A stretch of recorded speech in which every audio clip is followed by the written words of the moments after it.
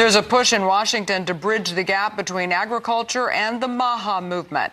And Senator Roger Marshall hosted a roundtable with Secretaries Brooke, Rollins and Robert Kennedy, along with farmers from across the nation. And Senator Roger Marshall joins us now with a recap. Senator, we sure do appreciate you joining us today. Of course, this was the inaugural MAHA roundtable on Capitol Hill. Talk about the importance of having farmers involved in that discussion.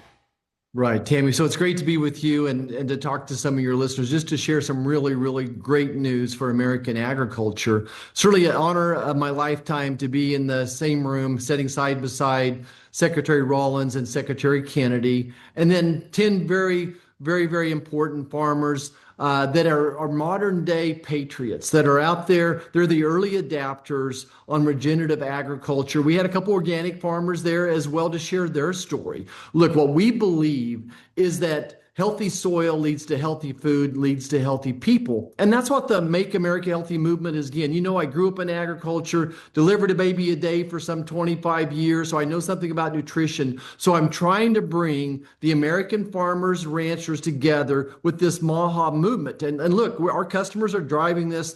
They want to know that their food is healthier, and just incredible stories. Many farmers, ranchers sharing with me that they have 90% less drift of their fertilizers, their pesticides from their field. They're growing more with less, and just some incredible stories to share.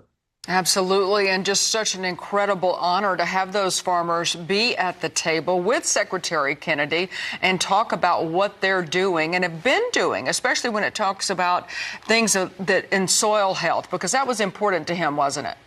You know, absolutely. And again, so much of the things that MAHA is talking about, we've been doing for years. I mean, you think about what no-till farming is, or light till, rotating crops, growing more with less, precision agriculture, bringing some cattle into that field with the cover crop in the off season. Gosh, it sounds like what we did growing up, and just so proud now we had the technology out there to indeed grow more with less. Again, we're using 40, I get pretty excited about this. We're using 40 to 60% less fertilizers and pesticides than we were a decade ago, and the food should be healthier because of it.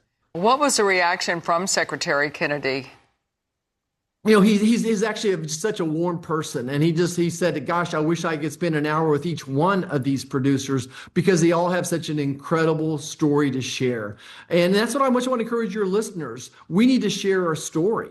Farmers and ranchers are very humble people, but we need to share the story of how we're growing more with less and learn more from these. Kansas State University, my alma mater, was there. Dr. Rice, an expert in soil health, is promoting and sharing how do we get there? How does everyone bring this on? And that'll be my job with this farm bill. What can I do in the farm bill to make this affordable? Because it's not cheap to convert to precision agriculture, and there may be a year or two of decreased commodity production.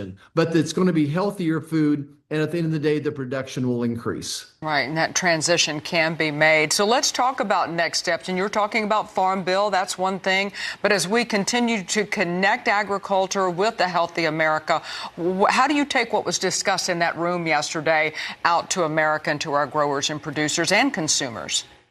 Yeah, so I think number one is making sure we're doing the right research. So whether it's USDA doing the research or NIH doing the research, let's figure out exactly what healthy soil looks like and then measure it.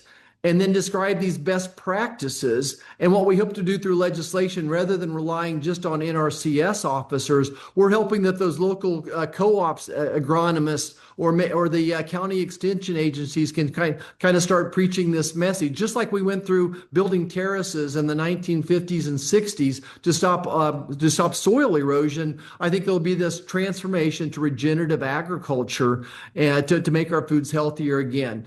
Just think about more and more buffer systems. We can decrease the drift by having more buffers of natural grasses next to our streams, surrounding our fields.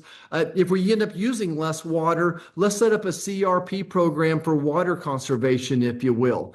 So lots of opportunities out there. Lots of practical application right there. Senator Roger Marshall of Kansas, we appreciate you and all your efforts on behalf of our producers and the agriculture community. Thanks for your time today.